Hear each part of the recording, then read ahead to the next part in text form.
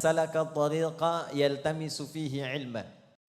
Siapapun tanpa kecuali, laki-laki, perempuan, besar, kecil, tua, muda, memiliki jabatan, belum memiliki jabatan, salaka tariqa, menempuh satu jalan yang tidak mudah, berliku.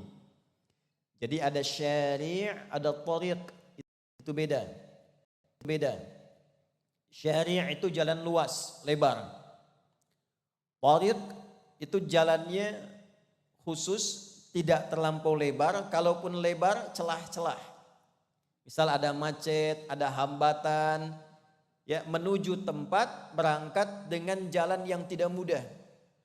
Kalau kita tafsirkan dengan suasana Korea sekarang, menempuh jalan yang licin, turun salju, berangkat dari tempat mulai gelap, di perjalanan bertarung dengan dingin, kadang-kadang tidak cepat sampai tujuan.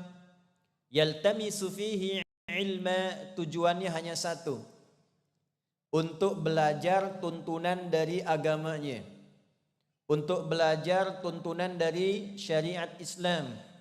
Jadi datangnya tujuannya bukan untuk jalan-jalan, datangnya tujuannya bukan untuk pesta-pesta, tapi betul-betul dia niatkan belajar. Dan Nabi menyebutkannya dengan bentuk nakirah, tidak ma'rifah.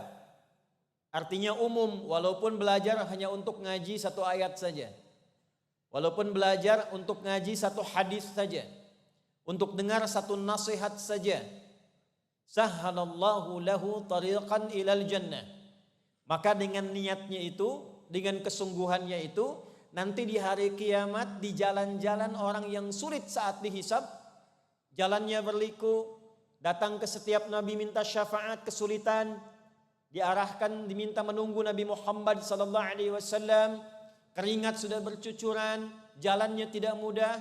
Tapi untuk orang-orang yang punya sifat di awal tadi, dia menempuh jalan yang tidak mudah, dia mengarungi keadaan yang tidak biasa, hanya untuk belajar tuntunan agamanya, walaupun satu ayat, walaupun satu hadis. Kata Nabi, nanti di akhirat di situasi yang lebih rumit lagi, sahhalallahu lahu tariqan ilal jannah. Perjuangannya belajar saat di dunia akan dibalas oleh Allah untuk memudahkan jalan ia langsung ke surga. Wa innal malaikata, dan kalau penuntut ilmu itu mengetahui, sejak ia berangkat meniatkan untuk belajar itu, para malaikat diperintahkan oleh Allah la tada'u ajnihataha, untuk membentangkan sayapnya, ridhan li talibil ilmi, memberikan ridha pada penuntut ilmu yang seperti itu. Jadi saat Anda mau keluar tadi, malaikat itu diperintahkan bentangkan sayapmu. Cuma sifatnya gaib, tidak nampak. Sebab kalau nampak boleh jadi nggak jadi berangkat nanti.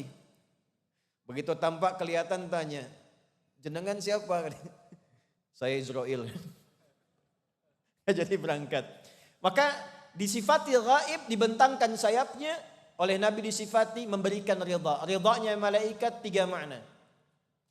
Satu, memohonkan ampunan kepada Allah atas orang-orang yang mungkin memiliki dosa dalam hidupnya, pernah berbuat salah dalam hidupnya. Dari hadis ini para ulama sepakat bahwa menghadiri majlis ilmu dimanapun tempatnya, belajar ilmu yang benar dimanapun tempatnya, ulama sepakat itu diantara jalan untuk mendapatkan ampunan Allah dan menggugurkan dosa-dosa yang pernah diperbuat.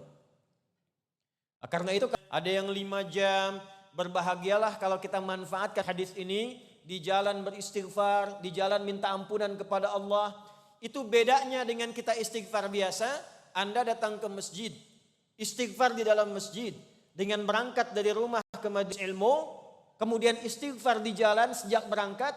Itu saat Anda berangkat ke majelis ilmu, malaikat langsung mengatakan kepada Allah Subhanahu wa taala, Allahumma ighfir fulan, Allahumma ighfir fulan, ya Allah ampuni dosanya, ampuni dosanya. Karena itu ada kisah viral yang bahkan kemudian diabadikan di dalam Al-Quran di surah An-Nisa surah keempat ayat 100. Mungkin pernah dengar.